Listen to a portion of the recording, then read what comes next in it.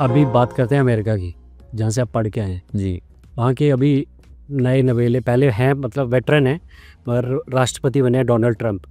उन्होंने कहा कि भारत की इकॉनमी डेड इकॉनमी है और आपका जो बिज़नेस है स्टील का, पावर का, आप वो आप पे भी उसका इम्पैक्ट है, जो रेसिप्रोकल टैक्स 25 से 50% लगाने की बात कर रहे हैं। आप इस चीज़ को कैसे एज एन इंडस्ट्रियलिस्ट अब देखिए, अब उनके कौन सलाहकार हैं, कौन उनको बोलता है। पहले तो मैं ये कहूँगा कि माननीय राष्ट्रपति ट्रंप को जो है बहुत वो इतने बड़े व्यक्ति हैं, इतना बड़ा उनका व्यक्तित्व है, तो उनको ऐसी भाषा नहीं बोलनी चाहिए।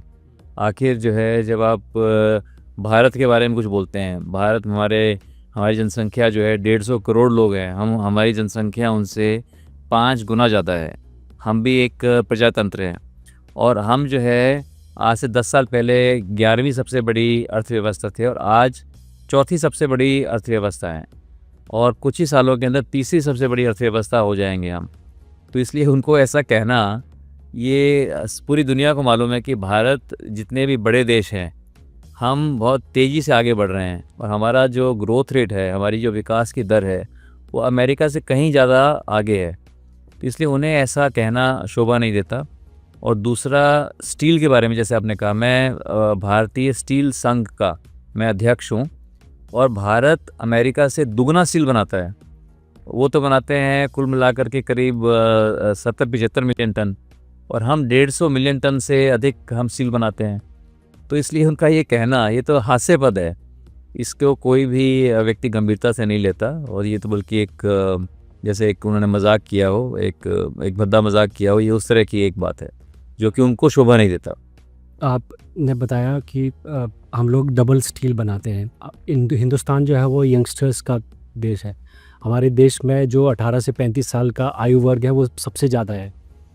आपको लगता है कि अनएम्प्लॉयमेंट अभी भी बड़ी समस्या है? और आपकी मैं भाषण देखता हूँ पार्लियामेंट में भी, आप ये बात उठाते हैं कुरुक्षेत्र के लिए, जब आप बात करते हैं कि स्किल डेवलपमेंट हो, एम्प्लॉयबिलिटी बढ़े। एज एन इंडस्ट्रियलिस्ट मुझे बताइए कि ये कितनी बड़ी समस्या है and how to tackle it.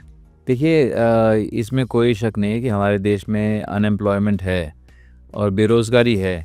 लेकिन बेरोज़गारी किसके लिए है? बेरोज़गारी उसके लिए है जिसके पास कोई कौशल नहीं है। अगर किसी भी युवा के पास कोई कौशल है, उसके पास कोई स्किल्स हैं, उसको कोई रोज़गार की कमी नहीं है। इसीलिए माननीय प्रधानमंत्री भी और हमारी सरकार भी स्किल डेवलपमेंट के ऊपर बहुत ध्यान दे रही है। और हमने भी अब कुरुक्षेत्र के अंदर, मैं अपनी कॉन्स्टिट्यूंसी के अंदर भी ये कौशल विकास के लिए हम बहुत काम कर रहे हैं और काम करने में समय लगता है, लेकिन अभी ये रिज़ल्ट आने शुरू हो जाएंगे। अभी आप देखेंगे कि 2-3 महीने के अंदर हमारे स्किल सेंटर्स बन कर के तैयार हो जाएंगे और उससे फ़र्क पड़ेगा पूरे यहाँ पर भी, उड़ीसा के अंदर भी, छत्तीसगढ़ के अंदर भी।